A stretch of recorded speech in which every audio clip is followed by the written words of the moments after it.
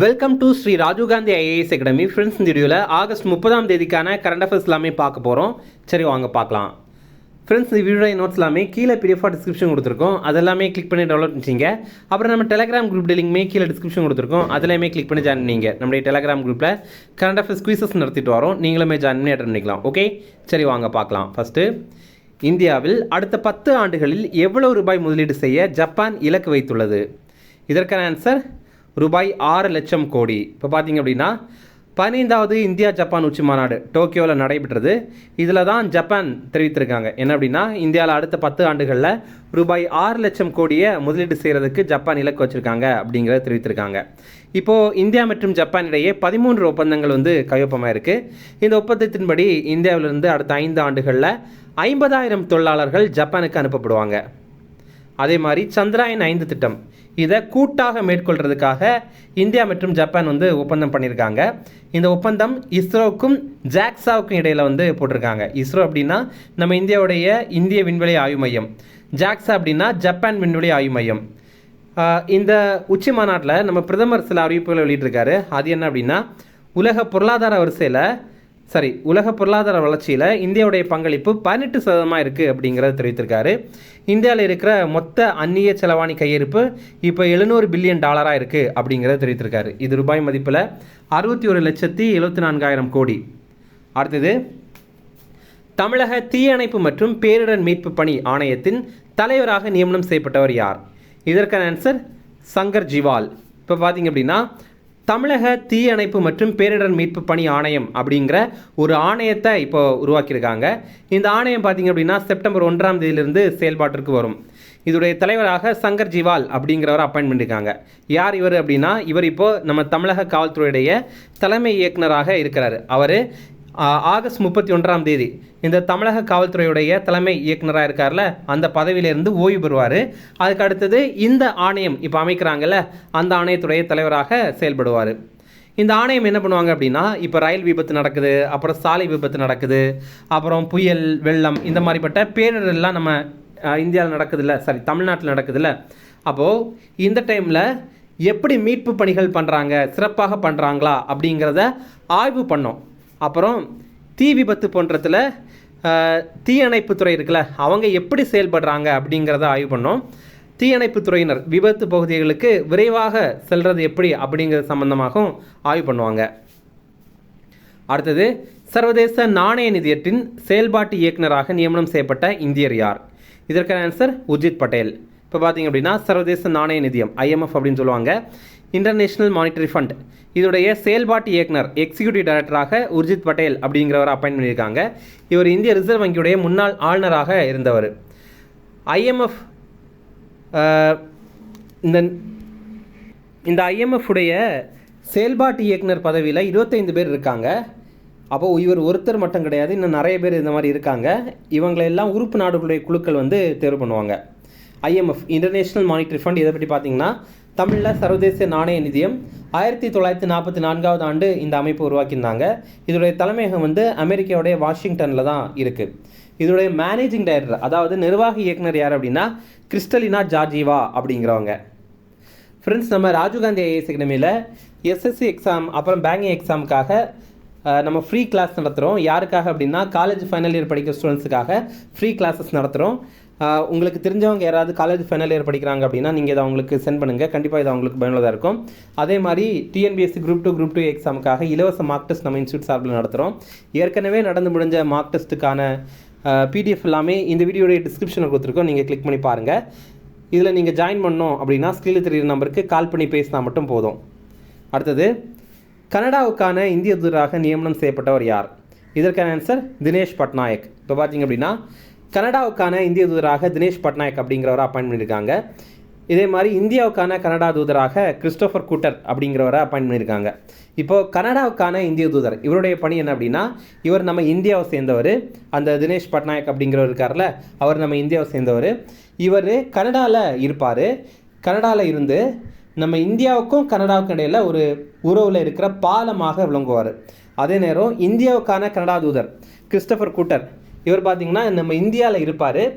அப்புறம் இந்தியாவுக்கும் கனடாவுக்கும் இடையில் இருக்கிற உறவுடைய பாலமாக இருப்பார். இப்போ ரீசெண்டாக பார்த்திங்க அப்படின்னா அமெரிக்காவுக்கான இந்திய தூதரை அப்பாயின்ட் பண்ணியிருந்தாங்க. அவர் வந்து வினய் மோகன் குவாத்ரா. அதே மாதிரி இந்தியாவுக்கான அமெரிக்க தூதர் யார் அப்படின்னா செர்ஜியோ கோர் அப்படிங்கிறவர் தான். அடுத்தது, தற்போது பதவி நீக்கம் செய்யப்பட்ட பேடோங் டாரன் ஷினவத்ரா எந்த நாட்டின் பிரதமர்? இதற்கான ஆன்சர் தாய்லாந்து. இப்போ பார்த்திங்க அப்படின்னா தாய்லாந்துடைய பிரதமரான பேடோங் டாரன் ஷினவத்ரா அவர்களை வந்து பதவி நீக்கம் பண்ணிட்டாங்க. அந்த நாட்டு அரசியல் சாசன நீதிமன்றம் பதவி நீக்கம் பண்ணிட்டாங்க. எதனால் அப்படின்னா இவங்க வந்து கம்போடியாவுடைய முன்னாள் பிரதமர் ஹன்சன் உடன் வந்து தொலைபேசி உரையாடல் வந்து பண்ணியிருந்தாங்க. அதை ஆய்வு பண்ணதில் அது சர்ச்சைக்குரிய விதத்தில் இருந்தது. அதற்காக இப்போது அவங்கள வந்து பிரதமர் பதவியிலேருந்து நீக்கிட்டாங்க. இதை பற்றி கொஞ்சம் பேக்ரவுண்ட் நம்ம தெரிஞ்சுக்கலாம். தாய்லாந்துக்கும் கம்போடியாவுக்கும் இடையில் நீண்ட கால எல்லை பிரச்சனை வந்து இருக்குது. இந்த மேப்பை நீங்கள் பார்த்தீங்கன்னா தெரியும். ரெண்டுமே பார்டரில் இருக்கிற நாடுகள். அடிக்கடி மோதல்கள் வரும். இப்போது கொஞ்சம் நாட்களுக்கு முன்னாடி நடந்த மோதலில் பலர் வந்து இதில் உயிரிழந்திருக்காங்க. இந்த நேரத்தில் இவங்க, அதாவது தாய்லாந்துடைய பிரதமர் கம்போடியாவுடைய முன்னாள் பிரதமர் கூட தொலைபேசி உரையாடல் வந்து பண்ணியிருக்காங்க. அதில் என்ன பண்ணியிருக்காங்க அப்படின்னா கம்போடியாவுக்கு ஆதரவாகவும் தாய்லாந்து நலனுக்கு எதிராகவும் பேசியிருக்காங்க. இதை ஆய்வு பண்ணதில் இவங்களுடைய இந்த உரையாடல் வந்து வெளியே வந்திருக்கு. இதன் மூலமாக இவங்களை வந்து பதவியிலேருந்து நீக்கம் பண்ணிட்டாங்க. அடுத்தது, டைமண்ட் லீக் இறுதிப் போட்டியில் நீரஜ் சோப்ரா வென்ற பதக்கம் எது? இதற்கான ஆன்சர் வெள்ளி. இப்போ பார்த்திங்க அப்படின்னா டைமண்ட் லீக் போட்டி இந்த ஆண்டுடைய கடைசியில் டைமண்ட் லீக் போட்டி வந்து நடைபெற்றிருக்கு. அது வந்து சுவிட்சர்லாந்து நாட்டுடைய ஜூரிச் நகரில் தான் நடைபெற்றது. இதில் ஈட்டி எறிதலில் நம்ம இந்தியாவுடைய நீரஜ் சோப்ரா 2ஆம் இடம் பிடித்திருக்காரு. 85.01 மீட்டருக்கு இவர் வந்து ஈட்டி எறிந்திருக்காரு. நீரஜ் சோப்ரா 2 முறை ஒலிம்பிக் பதக்கம் வென்றவர். முதல்ல 2020 ஆண்டு டோக்கியோ ஒலிம்பிக்கில் தங்கம் ஜெயிச்சிருக்காரு. அப்புறம் பாரிஸ் ஒலிம்பிக் 2024 வெள்ளி ஜெயிச்சிருக்காரு. அடுத்தது, 16வது ஆசிய துப்பாக்கி சுடுதல் சாம்பியன்ஷிப் போட்டி எங்கே நடைபெற்றது? இதற்கான ஆன்சர் ஷிம்கண்ட். இப்போ பார்த்தீங்க அப்படின்னா 16வது ஏஷியன் துப்பாக்கி சுடுதல் போட்டி வந்து நடைபெற்றது. கஜகஸ்தானுடைய ஷிம்கண்டில் தான் நடைபெற்றது. இதில் இந்தியா மொத்தமாக 103 பதக்கங்கள் வந்து ஜெயிச்சிருக்கோம். இதில் மொத்தமாக 3 பிரிவுகளில் போட்டி நடைபெற்றது. ஒன்று சீனியர், அப்புறம் ஜூனியர், அப்புறம் யூத், இந்த மாதிரி 3 பிரிவுகள். இதில் மொத்தமாக எல்லா பிரிவுகள்லையும் சேர்த்து இந்தியா வந்து 52 தங்கம் ஜெயிச்சிருந்தோம், 26 வெள்ளி ஜெயிச்சிருந்தோம், அப்புறம் 25 வெண்கலம் வந்து ஜெயிச்சிருந்தோம். இதில் இந்தியா வந்து சீனியர் பிரிவில் உலக அளவில் பதக்கப்பட்டியலில் வந்து முதலிடம் பிடித்திருந்தோம். அடுத்தது ஒரு ஷார்ட் நியூஸ் ரிஃபரன்ஸ், அதையுமே பார்க்கலாம். 2025-26 நிதியாண்டு அப்படிங்கிறது இந்த ஆண்டு ஏப்ரல் 1ஆம் தேதியில் ஆரம்பித்து அடுத்த ஆண்டு மார்ச் 31ஆம் தேதி வரைக்கும் இருக்கும். அதில் முதல் காலாண்டு ஏப்ரல் தொடங்கி ஜூன் வந்து முடியும் இந்த ஆண்டு. அந்த டைமில், அதாவது இந்த நிதியாண்டுடைய முதல் காலாண்டில் இந்தியாவுடைய மொத்த உள்நாட்டு உற்பத்தி இது 7.8% வந்து வளர்ச்சியடைந்திருக்கு அப்படிங்கிறத தெரிவிக்கிறாங்க. இந்த அறிக்கையை வெளியிட்டது தேசிய புள்ளியியல் அலுவலகம். நம்ம எக்ஸாமில் இது கேட்டிருக்காங்க. இந்த மாதிரி இந்தியாவுடைய ஜிடிபியை கணக்கு பண்ணி அதிகாரப்பூர்வமாக வெளியிடுற அமைப்பு எது அப்படிங்கிறத எக்ஸாமில் கேட்டிருக்காங்க. அது என்எஸ்ஓ, அதாவது நேஷனல் ஸ்டாட்டிஸ்டிக்கல் ஆஃபீஸ், தமிழில் தேசிய புள்ளியியல் அலுவலகம். இதை தவிர நிறைய அமைப்பு வந்து கணிப்பாங்க. நம்ம இந்தியாவுடைய பொருளாதாரம் இவ்வளவா இருக்கும் அப்படின்ற மாதிரி கணிப்பாங்க, அது வேற. ஆனால் அதிகாரப்பூர்வமாக கணக்கு பண்ணி வெளியிடுறது வந்து இந்த என்எஸ்ஓ அப்படிங்கிற அமைப்பு தான். அடுத்தது, தமிழ்நாடு மாடு இனப்பெருக்க சட்டம் இது வந்து இப்போ அமலுக்கு வந்திருக்கு. இதில் என்ன சொல்கிறாங்க அப்படின்னா ஜல்லிக்கட்டு காளைகள் உட்பட நம்ம தமிழ்நாட்டில் இருக்கிற நாட்டு இன காளைகள் வைத்திருக்கிறவங்க கண்டிப்பாக பதிவு செய்யணும் அப்படிங்கிறத தெரிவித்திருக்காங்க. நாட்டு இன காளைகள் இது இருக்குல்ல, இப்போ நாட்டு இன காளைகளை கலப்பின மற்றும் வெளிநாட்டு பசுக்கள் கூட இன சேர்க்கை செய்யக்கூடாது அப்படிங்கிறத தெரிவித்திருக்காங்க. அப்போ அந்த பசுக்களை எப்படி வந்து கருத்தரிக்க பண்ணணும் அப்படின்னா செயற்கை கருவூட்டல் மூலமாக தான் இனப்பெருக்கம் செய்யணும் அப்படிங்கிறத தெரிவித்திருக்காங்க. அப்போ இதற்காக சினை ஊசி வந்து தயாரிப்பாங்கல்ல, அந்த சினை ஊசி அப்படின்னா கருத்தரிக்கிறதுக்கான அந்த ஊசி இருக்குல்ல, அதுதான். அந்த ஊசி தயாரிக்கிறது அப்புறம் விற்பனை இதெல்லாம் தனியார் நிறுவனங்களும் பண்ணலாம் அப்படிங்கிறத தெரிவித்திருக்காங்க தமிழக அரசு சார்பில். அடுத்தது முக்கிய தினங்கள் பார்க்கலாம். சர்வதேச அணு ஆயுத பரிசோதனைக்கு எதிரான தினம், இது வந்து ஆகஸ்ட் 29ஆம் தேதி.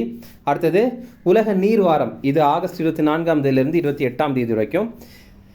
இந்த ஆண்டு இந்த வாரத்திற்கான நிகழ்வு ஸ்வீடனுடைய ஸ்டாக்ஹோமில் தான் நடைபெற்றது. இந்த ஆண்டு இதற்கு அவங்க வைத்திருக்க கருப்பொருள் காலநிலை நடவடிக்கைக்கான நீர் அப்படிங்கிறது தான், வாட்டர் ஃபார் கிளைமேட் ஆக்ஷன் அப்படிங்கிறது. இனி ரிவிஷன் பார்க்கலாம். இந்தியாவில் அடுத்த 10 ஆண்டுகளில் எவ்வளவு ரூபாய் முதலீடு செய்ய ஜப்பான் இலக்கு வைத்துள்ளது? இதற்கான ஆன்சர் ரூபாய் 6 லட்சம் கோடி.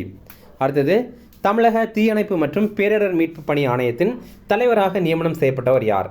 இதற்கான ஆன்சர் சங்கர் ஜிவால். அடுத்தது, சர்வதேச நாணய நிதியத்தின் செயல்பாட்டு இயக்குநராக நியமனம் செய்யப்பட்ட இந்தியர் யார்? இதற்கான ஆன்சர் உர்ஜித் படேல். அடுத்தது கனடாவுக்கான இந்திய தூதராக நியமனம் செய்யப்பட்டவர் யார்? இதற்கான ஆன்சர் தினேஷ் பட்நாயக்.